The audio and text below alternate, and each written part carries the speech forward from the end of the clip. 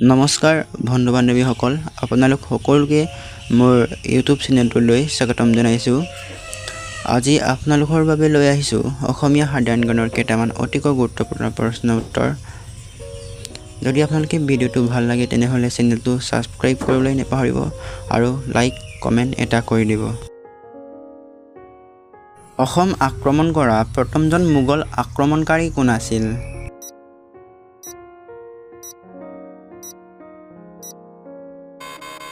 শুদ্ধ উত্তৰ মহম্মদ ইবন বখতিয়া।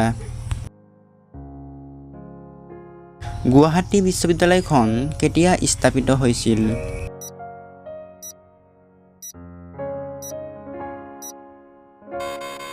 শুদ্ধ উত্তৰ 1948 চনত। আহোম আৰু মোগলৰ মাজৰ শেষ যুদ্ধখন কোন চনত আৰু ক'ত অনুষ্ঠিত হৈছিল?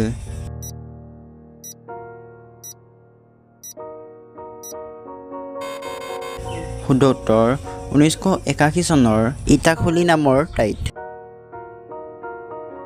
কংগ্ৰেছৰ প্ৰথম সাধাৰণ সভা অসমৰ ক'ত আৰু কেতিয়া অনুষ্ঠিত হৈছিল?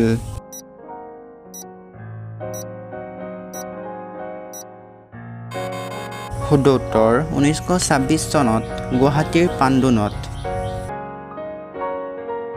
অভ্যন্তৰীণ সীমা আইন কেতিয়া কাৰ্যকৰী কৰা হয়?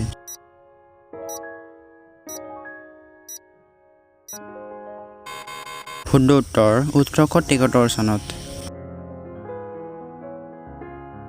অসমৰ প্ৰথম ব্ৰিটিছ চিফ কমিছনাৰ কোন?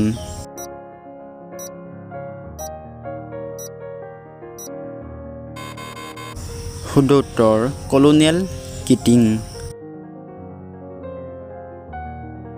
অসমৰ কুমাৰ ৰজা বুলি পৰিচিত ব্যক্তিগৰাকী কোন?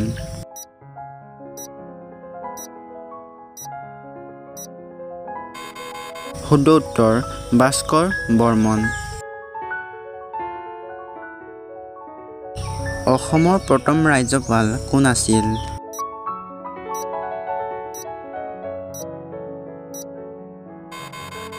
শুদ্ধ উত্তৰ আকবৰ হাইদৰি। স্বাধীনতাৰ পাছত বিধানসভাৰ প্ৰথম অধ্যক্ষ কোন আছিল?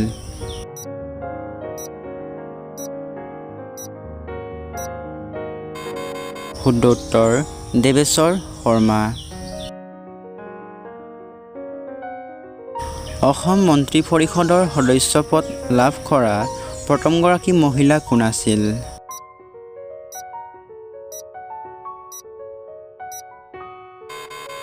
শুদ্ধ উত্তৰ শ্ৰীমতী পদ্মকুমাৰী গোহাঁই। স্বাধীনতাৰ পাছত গোপীনাথ বৰদলৈ অসমৰ মুখ্যমন্ত্ৰী হোৱাৰ সময়ত বিৰোধী পক্ষৰ নেতা কোন আছিল?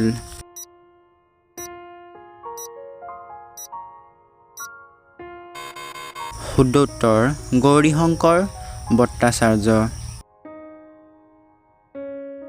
অসমৰ কোনজন স্বৰ্গদেউ ল'ৰা ৰজা বুলিও জনা যায়?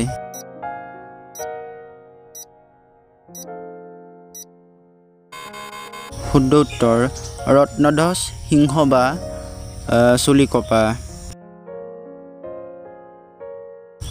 অসম সাহিত্য সভাৰ প্ৰথম অধিৱেশন কেতিয়া অনুষ্ঠিত হৈছিল?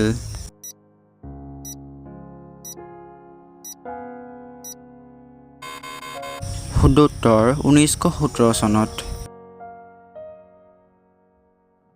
অসমত ৰাষ্ট্ৰপতি শাসন প্ৰথমবাৰৰ বাবে কেতিয়াৰ পৰা বলবৎ কৰা হৈছিল?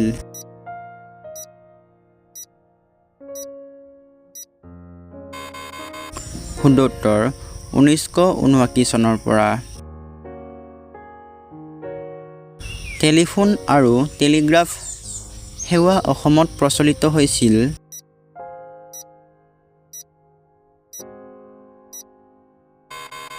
শুদ্ধ উত্তৰ 1864 চনৰ পৰা।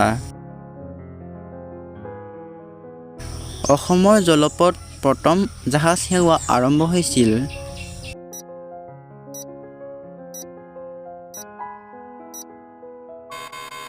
শুদ্ধ উত্তৰ 1847 চনত।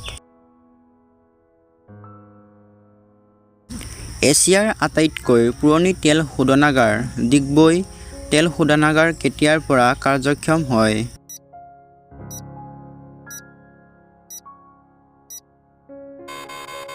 শুদ্ধ উত্তৰ 1901 চনৰ পৰা। অসমৰ প্ৰখ্যাত মন্দিৰ উমানন্দ কেতিয়া নিৰ্মাণ কৰা হৈছিল?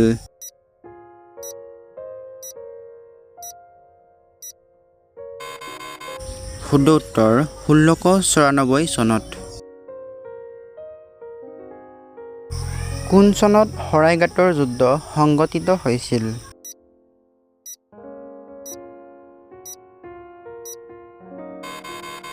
শুদ্ধ উত্তৰ 1671 চনত। গুৱাহাটী উচ্চ ন্যায়ালয় কোন চনত স্থাপিত হৈছিল?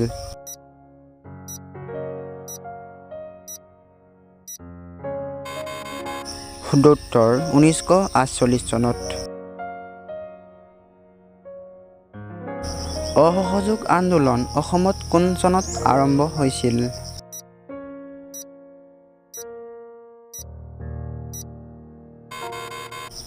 শুদ্ধ উত্তৰ 1920 চনত।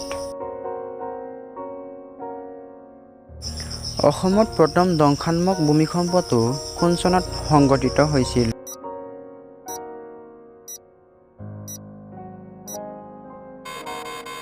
শুদ্ধ উত্তৰ 1548 চনত। আহোম আৰু মোগলসকলৰ শেষ ৰণখন কোন চনত হৈছিল?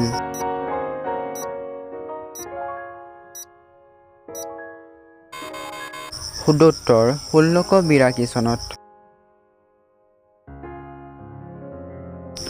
অসমৰ প্ৰথম মহিলা মুখ্যমন্ত্ৰী কোন আছিল?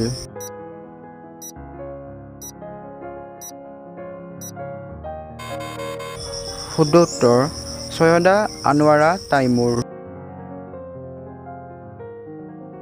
কেন্দ্ৰীয় মন্ত্ৰীসভাত মন্ত্ৰিত্ব লাভ কৰা প্ৰথম অসমীয়া মহিলাগৰাকী কোন?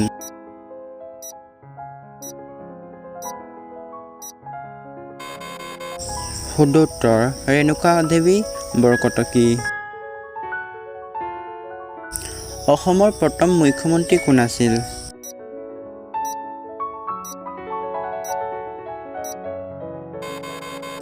শুদ্ধ উত্তৰ গোপীনাথ বৰদলৈ। অসমৰ উচ্চ ন্যায়ালয় ক'ত অৱস্থিত?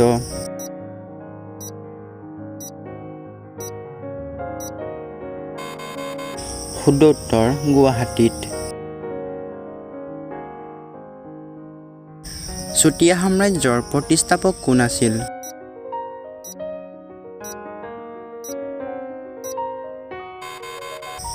শুদ্ধ উত্তৰ বীৰপাল। 1979 চনৰ 10 ডিচেম্বৰত অসম আন্দোলনত মৃত্যুবৰণ কৰা প্ৰথমজন শ্বহীদ কোন আছিল?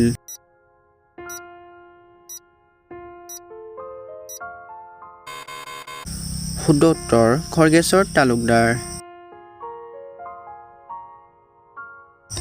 মুছলমানসকলে কোন চনত প্ৰথমবাৰ অসম আক্ৰমণ কৰিছিল?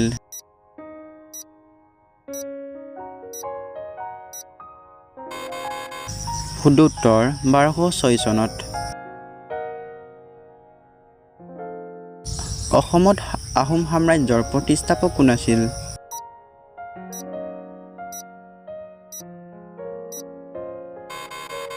শুদ্ধ উত্তৰ চুকাফা। অসম এছ'চিয়েশ্যন কোন চনত গঠিত হৈছিল?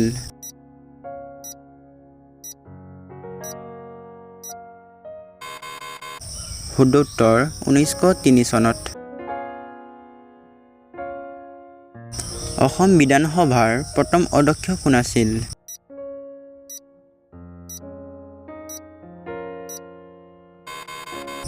শুদ্ধ উত্তৰ বসন্ত দাস। কেতিয়া অসমত প্ৰথম ৰেলসেৱা প্ৰৱৰ্তন কৰা হৈছিল?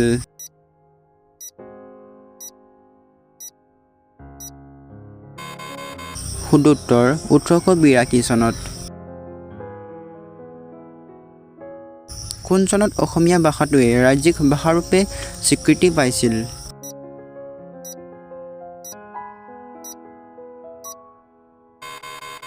শুদ্ধ উত্তৰ 1961 চনত। আহোম সাম্ৰাজ্যৰ শেষৰজন স্বৰ্গদেউ কোন আছিল?